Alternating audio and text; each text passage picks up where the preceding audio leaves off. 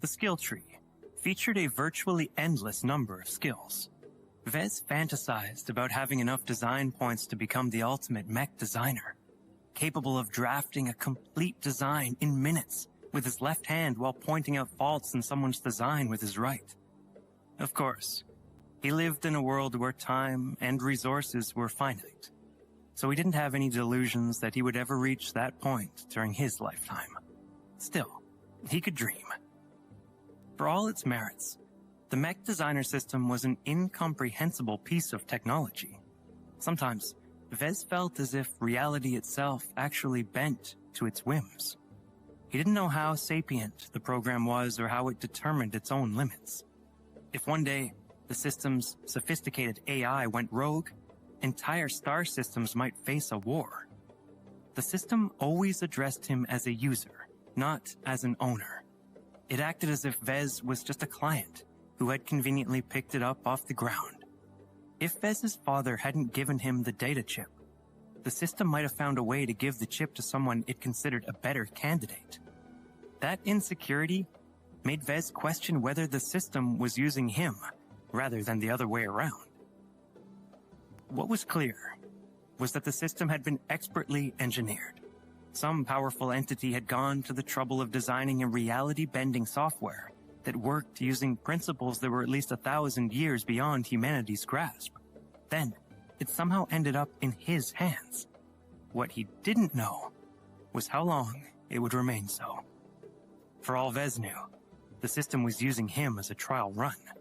Perhaps once it had learned what it needed to, it would leave without a word. For that reason, Vez felt like he needed to make the most of the system while he could. Despite all his doubts and questions, he skimmed the skill tree and made a shopping list of skills he needed to tackle the redesign of the Caesar Augustus. Assembly. Upgrade to Apprentice, 1000 DP. Assembler Proficiency 1, 200 DP. Assembler Proficiency 2, 400 DP. 3D Printer Proficiency 2, 400 DP. Jury Rigging 2, 300 DP. Electrical Engineering Incompetent, 200 DP. Electrical Engineering Novice, 500 DP. Electrical Engineering Apprentice, 1000 DP. Medium Weight Armor Optimization 1, 300 DP. Those were the absolute minimum requirements to produce or redesign a Caesar Augustus. Vez needed to be much more familiar with the tools in his workshop to fabricate the CA-1's notoriously delicate components and put them together. And if he wanted to redesign the mech to make it easier to produce, he needed to quickly become proficient in electrical engineering. Since he was attempting to fabricate a stock CA-1 in Iron Spirit, he felt he ought to make a start on a purchase. He picked the cheapest option on the list and bought it. You have spent 200 DP to acquire Assembler Proficiency 1. Please view your status in order to confirm your skills. Status. Name, Vez Larkinson. Profession, Novice Mech Designer. Specializations, none. Design points, 98. Attributes. Strength, 0.7. Dexterity, 0.7. Endurance, 0.6. Intelligence, 1.2. Creativity, 1. Concentration, 1. Neural aptitude, F. Skills. Assembly, Novice 3D Printer Proficiency 1. Assembler Proficiency 1. Business, Apprentice. Computer Science, Incompetent. Mathematics, Incompetent. Mechanics, Apprentice. Jury Rigging 1. Speed Tuning 1. Metallurgy, Apprentice. Physics, Novice. Lightweight Armor Optimization 1. Evaluation, halfway out of the stupidity cave. His status hadn't changed much, aside from the painful loss of a lot of DP. Now that he had the means to produce a virtual version of the Caesar Augustus, Vez began to prepare himself. He logged into the game and entered his workshop. He was grateful that the machines in the workshop scaled themselves according to the mech he was working on. Iron Spirit was still a game, even if it touted itself as a simulator, so it didn't want to scare people off by demanding its players acquire too many expensive tools. There was a rumor going around that the game would one day introduce an update that enhanced the gameplay experience for designers by forcing them to start paying for upgrades to their equipment. For now, though, the game simplified many things for Vez, which he was grateful for. He only had to pay 40,000 credits for the raw materials of the CA-1, and they were swiftly delivered to his virtual workshop. In actuality, the cost of raw materials didn't represent the value of the digital goods he received. The pallets of metals, plastics, ceramics, and other materials were just data that could be infinitely duplicated. The payment acted more like a tax by another name. Some of it ended up in the hands of the taxman, which, in Vez's case, was the Bright Republic. Another portion was sent to the intellectual property owners of the many mechs and components that Vez used in his designs. Only a relatively small portion of credits remained as revenue for the BSBH corporation that owned Iron Spirit.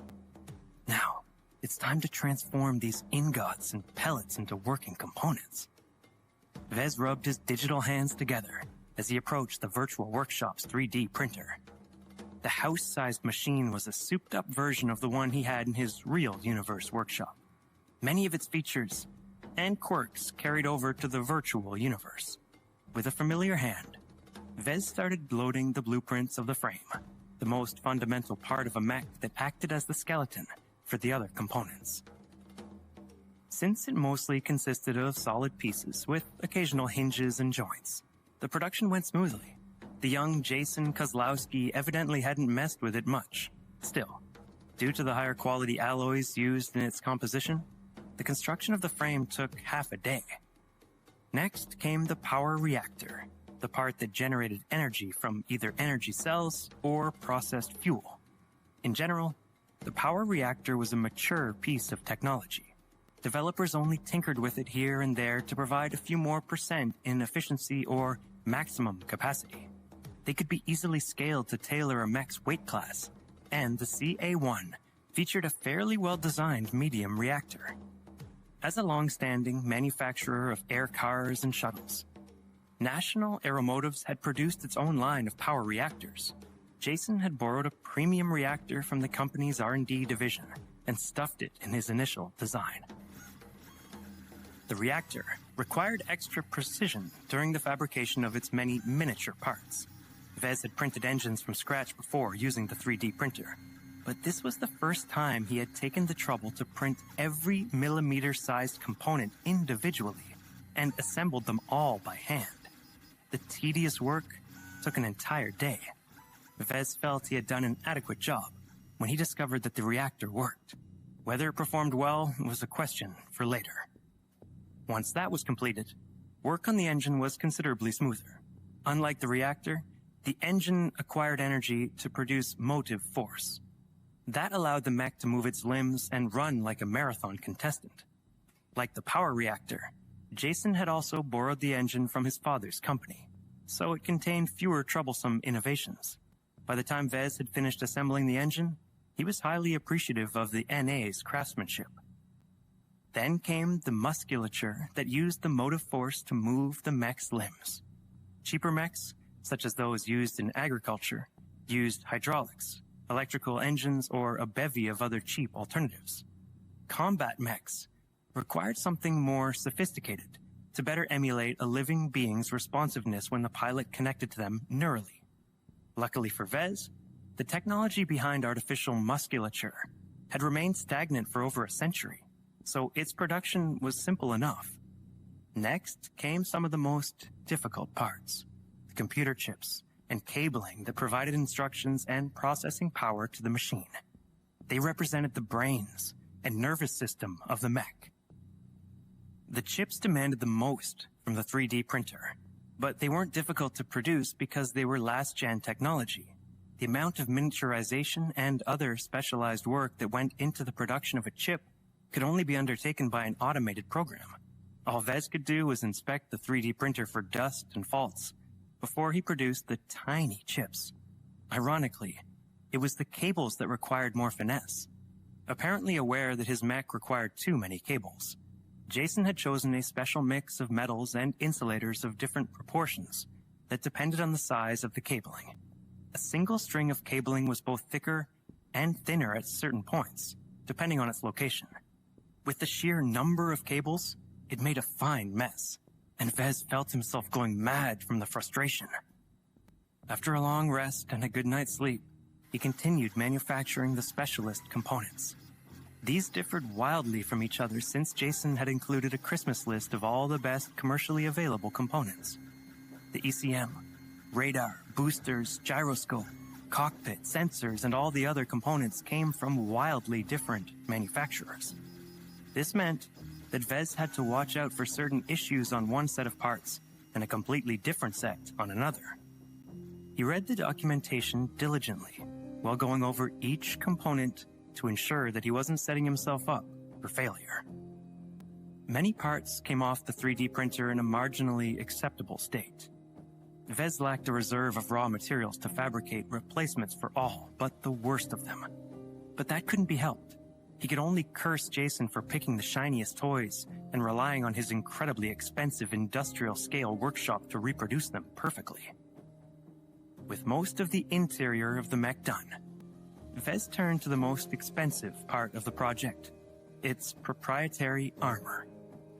30 years earlier, manufacturers had required a dedicated machine from National Aeromotives to mix multiple metals into a highly compressed piece of plating. Fortunately, fabrication technology had advanced since Jason's time, and now that the armor's formula was semi-public knowledge with the release of the CA-1's licensing options, all decent modern 3D printers could reproduce it. The Caesar Augustus required a large amount of plating for a medium mech. The large, bulky sword and shield also added to its total weight, almost pushing it into a heavyweight class. The production of the plates came with its own challenges. Due to Vez's inexperience, some of its armor plates came out of the printer with higher than normal stress or other issues. If the virtual 3D printer wasn't good enough, he could end up stuck with a number of half-failed plates. Damn, Vez said with a sigh as he finally finished producing all of the CA-1's components. This is more tiring than I thought. There's a world of difference between 1-star and 5-star mechs. Funny how hundreds of years of technological progress made things harder to build. I really missed the Fantasia. The challenges he faced with the plates broadened his ideas of what mechs were capable of. Working on a near-modern mech had taught Vez a lot about what the target segment of elites look for in a war machine. An elite mech has to meet different requirements than the regular frontline ones. They pack as much punch and armor as they can into a reasonably mobile package. Energy efficiency isn't necessarily a problem when you can swap fuel or energy cells from a support group in the field. Jason hadn't been wrong to design the CA-1 along those lines. He had just taken it too far. Competing mechs could do almost everything the Caesar Augustus could do, but lasted a little longer in the field. Sometimes that extra time counted. So procurers wanted to be safe rather than sorry by picking the less exaggerated choice. The Caesar Augustus was also a nightmare to maintain on a chaotic battlefield. So only wealthy ace pilots who cared about peak performance usually bought the models. Next up, assembly. To assemble the mech from scratch, Vez first put together the frame. The parts that composed the mech skeleton were built to be big and robust, so he was able to practice his enhanced assembler sub-skill without much risk. The skill improved his ability to manipulate the lifters and arms that made up the assembler module. The parts that he wanted to be frozen stayed still, while the parts he wanted to be moved all shifted just enough, but no further. Since Vez had already assembled the power reactor and engine by hand, he only needed to place them delicately inside the slotted areas of the frame. After that, he added the other components and systems that made up the functionality of the mech. The biggest piece was the cockpit, followed by the energy storage unit that held the replaceable energy cells. All the smaller systems followed, such as the sensors and boosters. Finally, Vez reached the most troublesome stage. All of the components had been installed on the mech, but they currently remained isolated. He had to connect them all together in a jumbled heap of cables and pipes. In between these relatively delicate components, Vez also had to squeeze in a lot of artificial muscles. It sometimes resulted in a tight fit. The work tested him to the limit. He made many errors, and more than once he had to remove the cabling and do the placement all over again. Sometimes he had to cram a bundle of cables through a narrow opening between the pipes by force. The stress and frustration sometimes caused him to slip, which resulted in unforgivable mistakes in the assembly. After a nerve-wracking day playing electrician, Vez had finally reached the last stage of the assembly. He had a much more leisurely time putting the armor plates together. Sometimes the improper cabling caused the plates to fall out of position. When that happened, he had to hammer the problem areas lightly to cram the pieces of armor into place. It wasn't ideal, but it did prove that the parts he had made were of standard quality. "It's finally done," Vez said as he collapsed to the ground from exhaustion. The diagnostics and debugging were still running in the background, but Iron Spirit was more than capable of fixing most of the issues that could pop up at that stage. "What do you think, system? Did I do a decent job? Why aren't you giving me an evaluation yet?" The Mech Designer system only evaluates designs, not copies. Since you are not the designer of the Caesar Augustus CA1, you will not earn any design points, even if you manufacture it 1,000 times. Please work hard and make your own designs. Technically, that made sense. The system didn't want to play the part of a technician or a factory supervisor. The main job of a mech designer was to make designs. Fabricating a mech in person was only done to give the designer a better understanding of the mech or to ensure its quality. Vez would have to rely on Iron Spirit's judgment to determine how well he had built his first Caesar Augustus. And from what he had read so far, his prospects weren't good.